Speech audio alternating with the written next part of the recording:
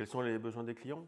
Aujourd'hui, principalement, les besoins des managers et des dirigeants est de faire monter en compétence leur force commerciale.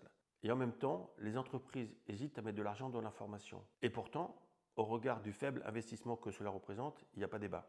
Et il faut dire que nous sommes nombreux sur le marché de la formation en technique de vente et qu'il peut être difficile pour une entreprise de choisir le bon interlocuteur. Alors pourquoi je me suis lancé dans le domaine de la formation? Alors bien que je sois un profil 7 Ennéagramme, aujourd'hui mon plaisir est d'accompagner les gens et les amener à trouver leur solution et de la performance. Après avoir vendu ma société en 2021, je me suis posé la question sur ce que je souhaite faire au plus profond de moi. Et tout naturellement, je me suis retourné vers une activité que j'avais une vingtaine d'années, qui était la formation vendeurs, commerciaux et managers. J'ai ainsi réveillé la marque Direction Assistée que j'avais créée il y a une vingtaine d'années. J'ai repris tous mes supports que j'ai réactualisés avec mon expérience et parallèlement à cela, j'ai passé une certification de coach business, certification qui me permet d'accompagner encore davantage tous les stagiaires. Quelle est ma recette? Vous connaissez l'expression « on ne fait pas boire un âne qui n'a pas soif ». Aujourd'hui, la grande difficulté quand on propose à des commerciaux de faire une formation, c'est qu'ils acceptent et qu'ils en aient envie.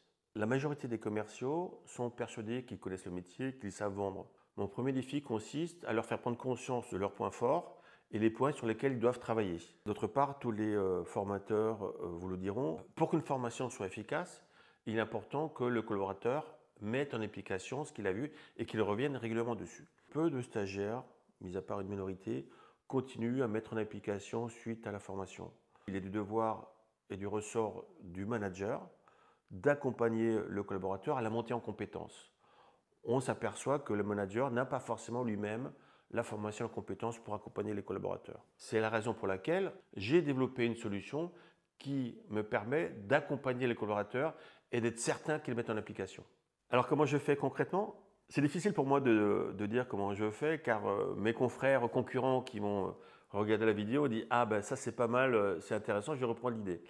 Ce que je peux vous assurer aujourd'hui, c'est que à chaque fois que je mets en place cette méthode, on obtient des résultats, on obtient 100% de satisfaction, même sur les commerciaux les plus anciens ou les plus récalcitrants. Quels sont les bénéfices pour les clients? Je pense que c'est eux qui sont les plus aptes à vous l'expliquer. Bonjour, je m'appelle Bruno Cagnol et je suis président du directoire du groupe Foslev. Nous avons lancé un grand programme ambitieux de formation commerciale avec l'aide de monsieur Danny Riegel. Pourquoi avoir retenu Direction Assistée? Principalement pour deux raisons. La première, c'est la capacité d'écoute et de réactivité de son dirigeant. Et la deuxième, c'est une solution innovante à l'aide de l'intelligence artificielle. Les retours pour cette formation sont absolument incroyables. Notre personnel a été conquis par la formation, a pu faire évoluer son discours, a pu aussi corriger tous ses défauts, notamment ses défauts de langage, et ça grâce à la mise en place de l'intelligence artificielle. Jean-Philippe Gapier, directeur commercial France du pôle levage de chez Foslev. Nous avons formé 110 personnes sur le territoire français par direction assistée. Ce que nous avons pu observer après la formation est véritablement très intéressant. Nos commerciaux sont remotivés, sont plus sûrs d'eux, ont pris de la confiance grâce à une formation sur mesure qui répond aux besoins que nous avions établis dans le cahier des charges. Nos commerciaux ont modifié leurs comportements commerciaux. Ils ont repris confiance à travers leur questionnement, à travers leurs objectifs qu'ils se sont fixés. Ils ont repris confiance en leurs forces, parce qu'ils en avaient, et ils ont pris conscience que le commerce était une science à travers des techniques qu'on doit maîtriser. La typologie des commerciaux de Foslev, ce sont des commerciaux de terrain très techniques qui ne venaient pas systématiquement d'une formation commerciale. Il a donc fallu faire comprendre à nos commerciaux que le commerce n'était pas que porté par la technicité de nos engins, mais par la technique commerciale pure. Dans un premier temps, les commerciaux étaient assez réticents quant à être formés à faire du commerce. Ils étaient sûrs d'eux, sûrs de leur force technique et ne voyaient pas la nécessité d'apprendre à faire du commerce. Après la formation, nombreux d'entre eux, pour pas dire 100% d'entre eux, ont totalement évolué sur ce point de vue. Ils sont heureux d'avoir appris, heureux d'appliquer, heureux des résultats. Benoît Legris, je travaille pour la société Foslev depuis 20 ans et aujourd'hui je suis au service des grands comptes. Je m'occupe de tout ce qui est accords nationaux.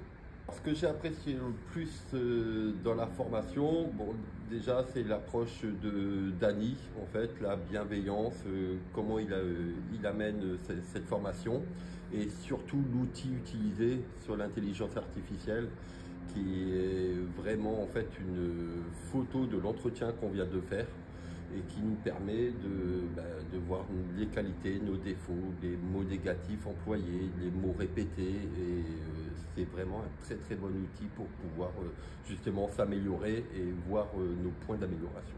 Alors qui je suis exactement? Je suis installé à Aix-en-Provence, j'interviens dans toute la France. J'ai eu plusieurs métiers, j'ai été commercial, directeur d'agence, directeur commercial et patron de plusieurs entreprises que j'ai eues dans les télécoms, dans la fiscalité, dans la monétique, dans le bâtiment. J'ai vendu toutes ces entreprises pour me consacrer exclusivement à la formation et l'accompagnement d'individus.